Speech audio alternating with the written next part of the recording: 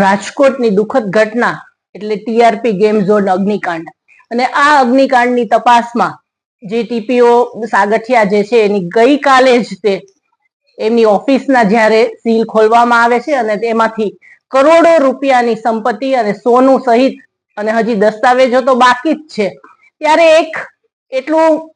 મગજમાં આવે અને ખ્યાલ પણ આવે કે જે રાજકોટ મહાનગરપાલિકા જે છે એના શાસકો જે છે એ જ રાજકોટ મહાનગરપાલિકા છે એ ચલાવતા હોય છે। કહેવામાં જગ જાહેર છે કે રાજકોટની જે ભારતીય જનતા પાર્ટીની સંકલન સમિતિના જે 4-5 સભ્યો છે એના દ્વારા જ તે રાજકોટ મ્યુનિસિપલ કોર્પોરેશન છે એ ચલાવવામાં આવે છે। તો શું રાજકોટ મ્યુનિસિપલ કોર્પોરેશનના અધિકારી પાસેથી આટલી સંપત્તિ મળે છે તો શું આ જે અત્યારે જે સીટની રચના કરવામાં આવી છે, જે તપાસ સમિતિ છે, એ કેમ હજી સુધી કોઈ પદાધિકારીઓને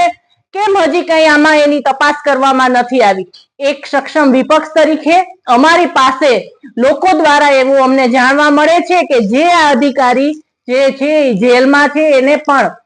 ભારતીય જનતા પાર્ટીના પૂર્વ ધારાસભ્ય અને ભારતીય જનતા પાર્ટીના આકાઓ છે એને મળવા ગયેલા છે। તો શું સરકારને આની જાણ નથી? શું જે તપાસ સમિતિના સભ્ય છે એની આને જાણ નથી? તો અમારી એક જ માંગ છે કે જે લોકો પણ આ પદાધિકારીને જેલમાં મળવા ગયા છે અને સીસીટીવી કેમેરા ત્યાં હોય જ તો એના ફૂટેજ દ્વારા કોણ ત્યાં ગયા હતા એની તપાસ કરવામાં આવે અને આ જે લોકો ગયા હતા અને સાથે સાથે જે સંકલન સમિતિ જે છે તે વર્તમાન સંકલન સમિતિના ચેરમેન હોય કે પછી મેયર હોય કે પૂર્વ સંકલન સમિતિમાં પૂર્વ સીએમ હોય કે સુપર સીએમ હોય કે પછી પૂર્વ ધારાસભ્ય હોય, જે પણ આ વર્તમાન અને પૂર્વ સંકલન સમિતિના જે પણ સભ્ય છે એની પણ તપાસ કરવામાં આવે, એમની તિજોરીને પણ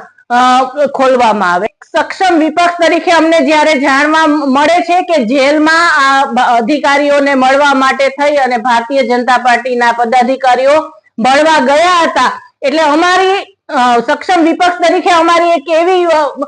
પેલી ફરજ બને કે લોકોને આની જાણ કરવાની, એટલે આપના માધ્યમ દ્વારા અમે આ જાણ કરી છે। હવે તપાસનો વિષય છે આ જે સમિતિ રચાણી છે એનો અને સરકારનો કે કોણ વ્યક્તિ છે એ જેલમાં મળવા ગયું હતું